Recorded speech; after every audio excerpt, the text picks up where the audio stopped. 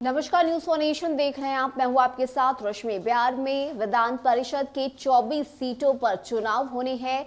ऐसे में अब राजद की तरफ से भी तैयारियां की जा रही है, लेकिन इस बार की तैयारी थोड़ी अलग है। बता दें कि जहां एक तरफ राजद पहले MY समीकरण पर फोकस कर रहा था, तो वहीं दूसरी तरफ इस बार भूमाई समीकरण पर फोकस किया जा रहा है। जहां आपको बताएं कि इस बार होने वाले MLC चुनाव में राजद भूमिहारों को भी टिकट देने की तैयारी कर रहा है। ऐसे में अब ये क्या नया दांव तेजस्वी यादव और लालू प्रसाद यादव की तरफ से चला जाएगा, किस तरह से माई समीकरण को अब भूमाई समीकरण में बदलने की तैयारी राजद की तरफ से चल रही है, इसकी पूरी जानकारी आपको देते हैं। बता दें कि माई समीकरण वाला राजद अब भूमाई समीकरण की ओर बढ़ चला है। विधान परिषद के स्थानीय पदाधिकारी कोटे की कुल 24 सीटों में से राजद ने 16 से 18 सीटों पर चुनाव लड़ने का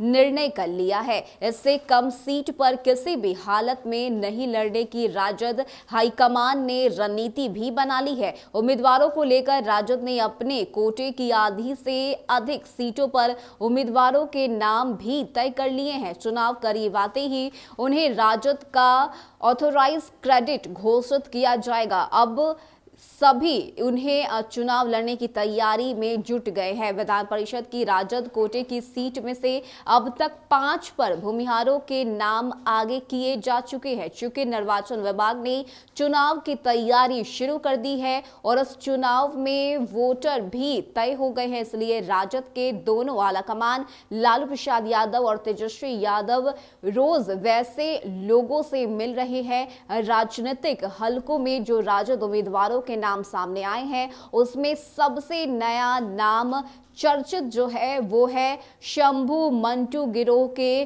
शंभू सिंह का।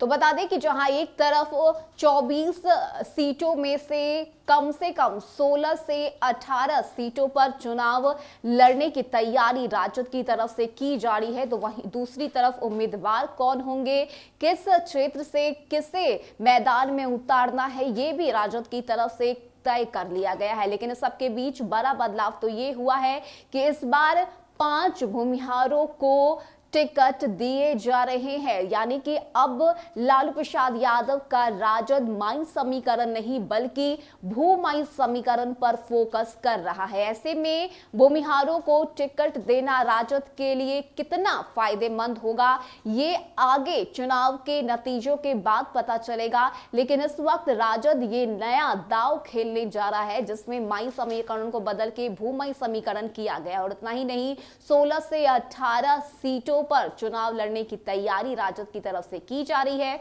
और आलाकमान ने उम्मीदवारों के नाम भी तय कर लिए। ऐसे में किसी भी वक्त नाम सामने आ सकते हैं। राजद की तरफ से वो लिस्ट जारी की जा सकती है कि 24 सीटों में से 18 सीट पर राजद जो चुनाव लड़ रही है, उसमें उम्मीदवार कौन कौन से होंगे। लेकिन जो 5 नाम सामने आएंगे वो तय है कि वो 5 नाम भूमिहार जाति से होने वाले हैं। ऐसे में अब ये कितना फायदा राजद को देता है, भूमिहारों को टिकट देना राजद के लिए किस तरह से फायदेमंद साबित होता है, ये तमाम बातें देखने वाली होगी। लेकिन अगर हम बात करें तो राजद का समीकरण अब पूरी तरह से बदल चुका है और ये माई नहीं बल्कि अब भूमाई समीकरण बदल गया है। फिलहाल के लिए इतना ही। ज्यादा अपडेट के लिए आप बने रहिए न्यूज फॉर नेशन के साथ। नमस्कार।